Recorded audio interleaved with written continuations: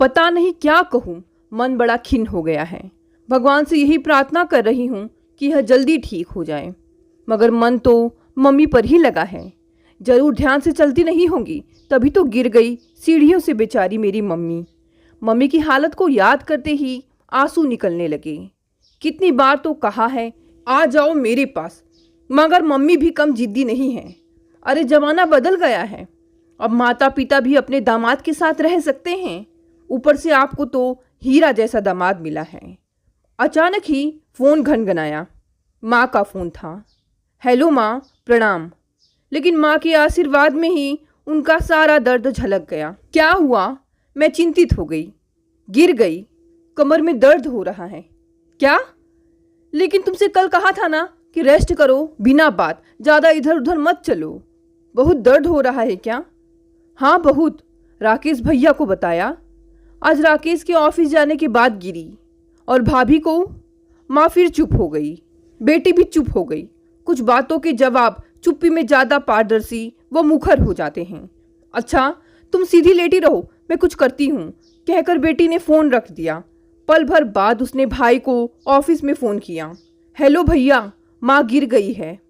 हाँ मुझे मालूम है। नहीं, आज सुबह आपके ऑफिस जाने के बाद गिर गई हैं। ओफो, भाई के स्वर में चिंता के बजाय एक खिन्नता थी। अब मैं तो 7 बजे से पहले ऑफिस से नहीं निकल पाऊंगा। भाभी का जिक्र दोनों ही नहीं कर रहे थे।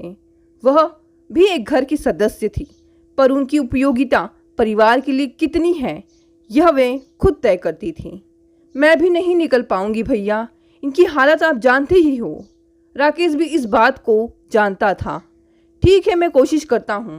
एक्सरे करवाना पड़ेगा, कहीं फ्रैक्चर ना हो गया हो।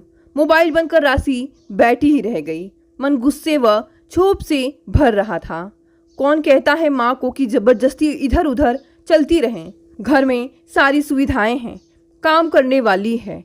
भाभी की तटस्थता को छोड़ दें तो किसी बात की कोई कमी नहीं है। लेकिन कमी तो है। पापा को गए अभी 2 साल ही हुए हैं।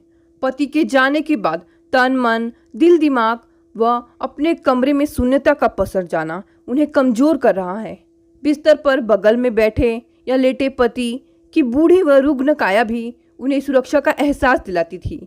घर में उनके अधिकारों के प्रति आश्वस्त करती थी। बेटे बहू उनके साथ रह रहे हैं, वे बेटे बहू के साथ नहीं। खामोशी से यह जतला देती थी। खाना तो तब भी मैड ही बनाती थी, काम तब भी नौकर चाकर ही करते थे।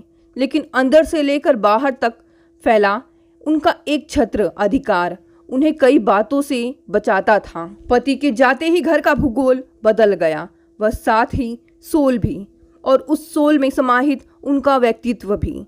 बहू नमक और गरम मसाले के डिब्बे कहाँ हैं? पापा के जाने के बाद उस दिन वह किचन में कुछ बना रही थी।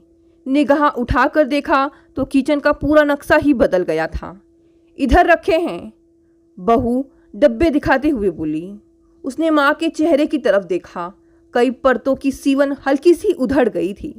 ऐसा नहीं है कि इस परिवर्तन से कोई गिला है उसे या माँ को, पर यह पहले भी तो भाभी का ही था। कईयों बार यह जताने का बताने का प्रयत्न सबकी तरफ से किया गया, पर उन्होंने इसे कभी अपना समझा ही नहीं। ऑफिस से आकर अपनी चाय बनाई और अपने कमरे में बंद हो गई। कई बार माँ पापा और भाभी की चाय एक साथ गैस के अलग अलग चूल्हों पर बनती थी। मैड खाना बनाती तो घर के 3 सदस्यों का। भाभी अपना पकाकर खाकर 8 बजे ही ऊपर अपने कमरे में समा जाती हैं। कैसे कोई इंसान सबके बीच रहकर इतना अलग थलग रह सकता है? भाभी की बातें सुनकर उसे आश्चर्य होता। कैसे वे घर की किसी भी समस्या से इतनी अलग रह पाती हैं? वह अक्सर यह सवाल खुद से पूछती, लेकिन जवाब न मिलता। भाभी को अपनी नौकरी, अपने बच्चों व अपने मायके से मतलब था। बहू तुम्हारी है माँ, उसे खुशी मिले या गम तुम्हें सहना है। फिर तुम्हारे बेटे की जिंदगी है। जो शब्द तुम अपनी बहू के लिए बोलोगी वह सांस होने के नाते ब्रह्मा वाक्य बन जाएंगे। मैं जानती हूँ अच्छा नहीं बोला जाएगा, पर बुरा बोलकर अपना तमाशा मत बनाना कभी भी। माँ ने उसकी बात गांठ बांध ली। तेरे पापा के जाने के बाद 13वीं तक कितनी मीठी बातें करती रही सबके सामने। चाय पीते हुए उस दिन माँ के मन की किसी परत की सिवन फिर उधड़ गई थी। तुम ध्यान मत दिया करो माँ, वो तो पहले भी ऐसी ही थी। घर तुम्हारा है, बेटा तुम्हारा ध्यान रखता है, मैं भी तो आती रहती हूँ। रुपए पैसे का इंतज़ाम पापा तुम्हारे लिए काफ़ी कर गए हैं, इसलिए एक कमी की बजाय 4 खूबियों में मन लगाया करो। बेटी ने उधरी परत कि फिर मरम्मत कर दी, पर पापा के जाने के बाद 13वीं तक के दृश्य उसके सामने भी साकार हो उठे। भाभी की तटस्थता ने उसका दिल भी न जाने कितनी बार तोड़ा था। राकेश भैया के सामने या सार्वजनिक रूप से उनका व्यवहार बदल जाता, लेकिन अकेले में किसी का तिरस्कार करने के लिए उन्हें शब्दों की भी जरूरत कब पड़ती थी। वह सब तो वे अपनी आंखों व तटस्थ मुख मुद्रा से ही कर देती।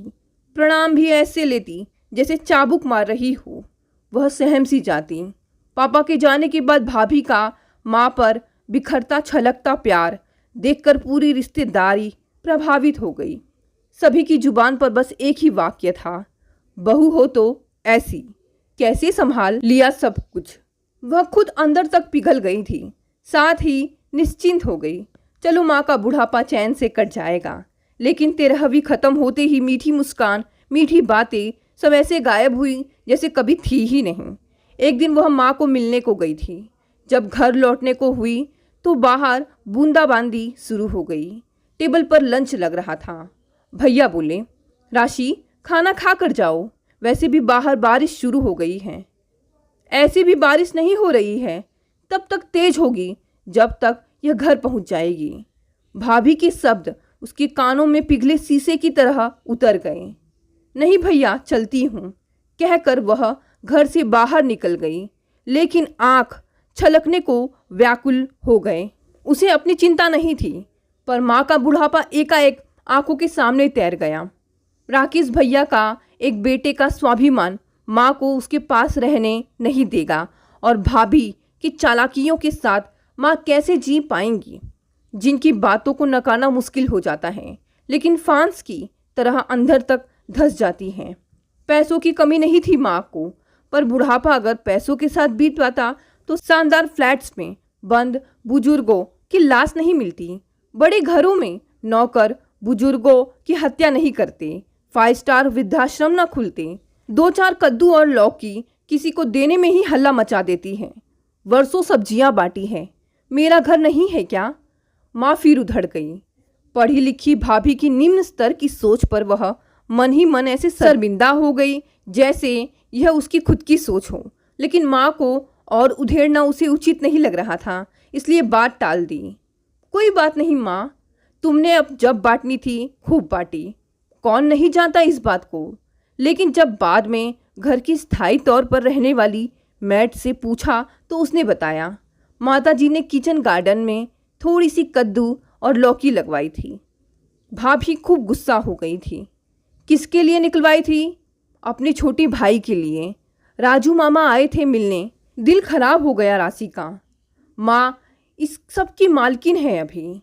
भाभी की सोच छोटी सही, पर इस छोटी सी बात को भैया से कहकर कलह कोई नहीं करना चाहेगा, और भाभी की यह कारगुजारियाँ चालाकियाँ जो माँ के लिए बेहद अपमानजनक व मानसिक तौर पर पीड़ादायक होती हैं, कभी भैया के सामने नहीं आ पाती हैं, लेकिन सार्वजनिक रूप से भाभी का व्यवहार जब इस कदर बदल जाता है तो भैया से वे क्या कुछ नहीं कहती होंगी। एक बार भैया को अपनी नौकरी से विदेश जाने की संभावना बनी रही थी तो चाचा जी बोले थे, बहुत बढ़िया मौका है राकेश, पर भाभी को तो अपनी जॉब छोड़नी पड़ेगी। मैं कहाँ जा पाऊंगी चाचा जी, बुजुर्गों की जिम्मेदारी है मेरे ऊपर, भाभी तुरंत बोली थी, जबकि सच तो यह था कि वह अपनी जॉब नहीं छोड़ना चाहती थी। वह मति भ्रम की सी स्थिति में भाभी का चेहरा देखती रह गई थी। पापा की जिंदगी तक एक सुरक्षात्मक छत थी माँ के ऊपर, जो अब उड़ गई थी, और भाभी का मुंह खुल गया था। शांति प्रिय भैया कभी माँ का पक्ष लेकर बीवी को समझाते तो कभी बीवी का पक्ष लेकर माँ को।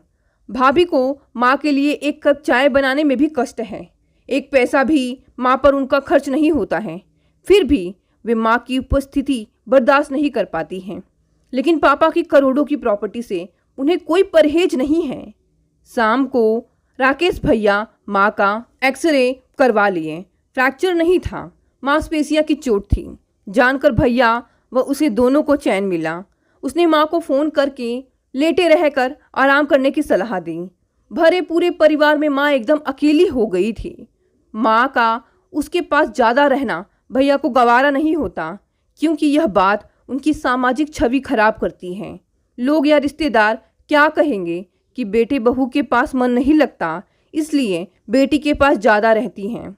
माँ भी इस बात से मन ही मन आतंकित रहती कि कहीं बेटा बुरा ना मान जाए। फलस्वरूप माँ बेहद अकेली हो जाती है। माँ की मन स्थिति बेटी अच्छी तरह जानती है, लेकिन चाहते हुए भी ना कुछ बोल पाती है। अगले दिन रविवार को राशि माँ को देखने चली गई। माँ अपने कमरे में आंखें मूंदे अकेले लेटी थी। वह माँ के पास बैठी तो माँ ने आंखें खोल दी। अरे तू कब आई? माँ की उदास अकेली सुनी सी आंखों में असंख्य दीप जल उठे थे। वे उठने का उपक्रम करने लगी। माँ तुम लेटी रहो, आज भैया भाभी घर पर हैं क्या? मैं बोली। नहीं, दोनों गांव गए हैं। सुबह 5 बजे निकल गए थे, परसों तक आ जाएंगे। माँ के स्वर में अभी भी दर्द की कराहट थी। लेकिन तुम्हें इस हालत में किसके भरोसे छोड़ गए? राशि आश्चर्य से बोली। माँ, अगर बाथरूम जाते समय तुम फिर गिर जाओ तो कौन है यहाँ देखने वाला? भैया ने मुझे फ़ोन करना भी उचित नहीं समझा। राशि को अंदर ही अंदर बेचैनी का उबाल सा आया। लेकिन गांव गए हैं किस लिए? वह आश्चर्य से बोली। इससे पहले पिताजी ने कई बार चाहा था कि उनके बेटे बहू कभी गांव जाकर वहां की देख रेख कर लिया करें, तब तो कभी नहीं गए। वह आश्चर्य से बोली। गांव में एक मकान व जमीन जायदाद थी अभी, लेकिन दोनों में से किसी ने कभी ध्यान नहीं दिया और आज गांव जाना इतना ज़रूरी हो गया कि भाभी भी चली गई और भैया माँ को इस हालत में छोड़कर चले गए। लेकिन खुद को गांव जाने की बात न बताने के कारण जैसे समझ रही थी कहीं पुरखों की संपत्ति पर ननंद अपना अधिकार न मांग बैठे। भाभी की इस सोच से उसे कोई लेना देना नहीं है, पर भैया को तो उसकी नीयत पर भरोसा होना चाहिए था। लेकिन गांव की जमीन जायदाद में भैया का रुचि लेना तो वह समझ सकती थी, पर घर की हर खुशी और गम से अलग भाभी का जाना जहां उसे हैरान कर रहा था, वहीं हल्का सा सुकून भी दे रहा था। इसलिए बोली, चलो अच्छा है, भाभी भी गई हैं, भैया के साथ तो खड़ी होकर रहेंगी। अपनी नौकरी छोड़कर गांव में कुछ काम करना चाहती हैं। एकाएक माँ बोलने लगी। गांव की महिलाओं के साथ मिलकर इसलिए सोच रही है कि गांव का घर ठीक करा ले और गांव के वरिष्ठ लोगों से, खासकर प्रधान से अपनी जान पहचान अच्छी कर ले, जिससे उसे अपने काम में मदद मिल सके।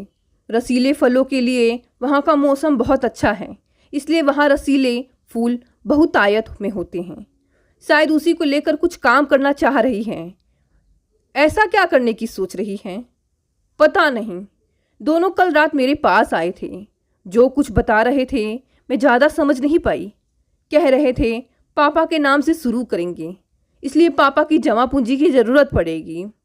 राशि हतप्रभ रह गई। भैया भाभी के प्रभाव में आकर चाहे कुछ भी कर लें, पर माँ की देखभाल को लेकर उसे उनकी मनसा पर जरा भी शक नहीं रहता। पर भाभी जिस तरह से उनका कभी कभी ब्रेन वॉश कर देती हैं, पता नहीं क्या इरादा है उनका। अब कहीं माँ की जमा पूंजी पापा के नाम पर भाभी ने माँ और भैया को बहला फुसला कर निकलवा ली तो भावनात्मक व मानसिक स्तर पर अकेलापन भोग रही माँ कहीं आर्थिक रूप से अकेली ना पड़ जाएं। भैया भले ही उनके लिए सब कुछ करेंगे, पर दबदबा भाभी का ही रहेगा। अभी जब माँ अपने दम पर रह रही है तब भाभी उनसे बात नहीं करती, मतलब नहीं रखती है। फिर जब आर्थिक रूप से भैया पर निर्भर हो जाएंगी तब का नज़ारा क्या होगा, सोचकर ही राशि को सिहरन सी महसूस हुई। घर और शहर की बाकी संपत्ति भले ही अभी माँ के नाम पर है, पर 80 साल की माँ इसका उपयोग तो नहीं कर सकती है ना ही किसी अन्याय के प्रतिकार स्वरूप अपने बच्चों को घर से बाहर निकाल सकती है।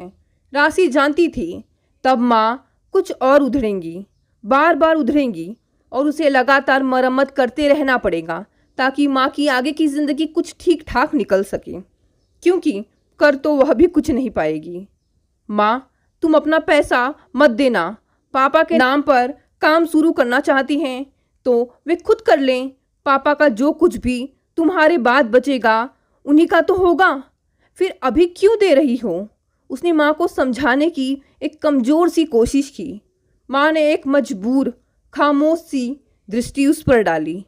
वह महसूस कर गई उन खामोश निगाहों की मुखर भाषा को, क्योंकि मौन में कुछ प्रश्नों के जवाब बहुत पारदर्शी व स्पष्ट हो जाते हैं। माँ को मेरी बात कहीं ना कहीं समझ आ गई। उन्होंने तुरंत फ़ोन भैया को लगाया। बेटा सुनो, जो कुछ देखना है देख लो। आखिरी फैसला तो मुझे ही करना है। जहाँ तक मेरा ख्याल है, तुम्हारे पापा का मान सम्मान वैसे भी बहुत है। मुझे लगता है यह फिजूल चीज़ें करने की कोई ज़रूरत नहीं है। जब तक मैं हूँ तब तक तो मैं कुछ बेचने दूंगी ना ही कुछ जमा पूंजी दूंगी। अब फैसला तुम दोनों का है। आज माँ की एकटक बातें सुनकर मुझे इस बात की तसल्ली तो हो गई कि पापा की प्रॉपर्टी आपके लिए एक मजबूत दीवार है, जिसका तो भाभी भी कुछ करने की हिम्मत नहीं कर पाएगी। नहीं तो मैं तो हूँ ही आपके साथ। दोस्तों, आज की कहानी यहीं समाप्त हो गई। कहानी पसंद आई तो इसे लाइक, शेयर और कमेंट भी करें। साथ ही साथ अगर आप नए हैं तो इस चैनल को भी सब्सक्राइब कर लें। धन्यवाद दोस्तों, मिलते हैं अगली कहानी से।